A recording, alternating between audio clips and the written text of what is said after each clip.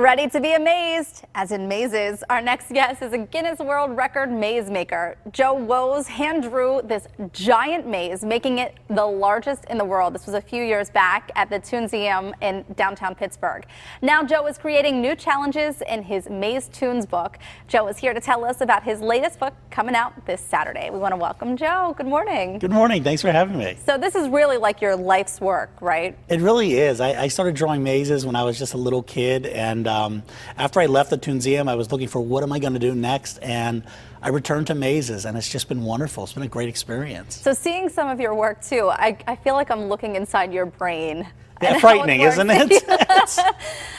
Yeah, it is very much. I mean, because you know, mazes are about process. They're about decision making. They're about choices. So really, it is. It functions a lot like the human brain. Is what do I do next? Do I go left? Do I go right? What do I do? And you end up sometimes caught in these spirals. And what's different about my mazes is they incorporate the illustrations into the actual solvable maze. Right. And so tell us about your new book and how it's using some prehistoric figures.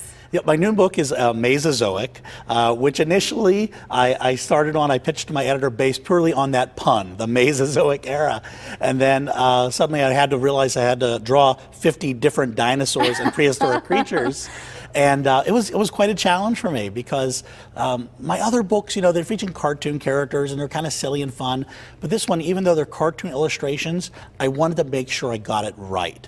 So I spent a lot of time at museums, really sketching and learning about the dinosaurs. And you know, the most frightening thing in the world is having a 7-year-old boy come up and correct you and tell you put the wrong number of fingers on a T-Rex. So I was very careful and methodical on this one. So you did your homework. I sure did. So what is the biggest challenge in creating a maze? Because I've done these, I mean, especially now that my kids are ordering off the kids menu, I see the mazes Yes. on the menus. But what is the biggest challenge when you're creating something like this? When you're creating this, it's really the biggest challenge is coming up with that first idea of the illustration for me. Once I come up with that, then I sort of build the maze around that. And it's really just this process of just keeping your options open. So I have multiple paths I'm working on at once and just keeping track of all of it in my head. There's no pencil sketches first. It's just I sit down and I start drawing and I see what happens. What's the hardest, most difficult, or challenging maze you've ever created?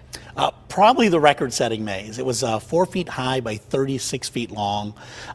It took me about 8 hours to solve. Wow. And I'm the one who drew it. It's currently on display in Changzhou, China.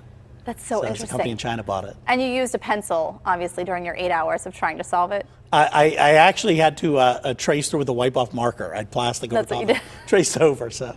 And this is your third book, third maze book, I should say. This is my third maze book, yes. Yes, this is my third maze book. So it's very exciting. We just wrapped the work on the fourth one, too. Oh, great. Which is Amazing America, 50 mazes of the 50 states. Oh, that'll be a great book. My other book, I have a book of my animation work. It's a book about the history of television animation, and it's the top 100 animated TV characters. Do you have Gem and Rainbow Bright in there? That's from my. Oh, those are good ones. I don't think they quite made the list, but there are a lot of great ones from the 80s and 90s and 70s, all the way back to the very beginning of the 1950s, up to contemporary characters like SpongeBob and Archer as well. So what are some of the really other good characters? You've got, of course, a lot of the Warner Brothers characters, Bugs Bunny in there, Daffy Duck. Not a lot of Disney. You have Scrooge McDuck is in there. You have Donald Duck.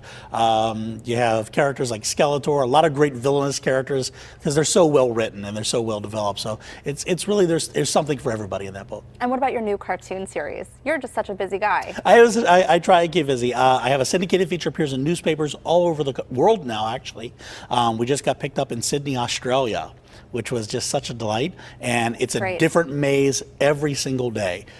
So you can visit it at gocomics.com, or, you know, it doesn't run, it runs in Pittsburgh. Actually, it will be running in the new Pittsburgh Current. Oh, great. They'll be picking it up, but write to your local papers, tell them you want to see Maze Tunes. All right, Joe, thanks so much for joining us this morning. We appreciate it. Look for all of Joe's books, including his latest one, released on Saturday, in bookstores and online. And look for Joe's Maze Tunes and cartoons as well.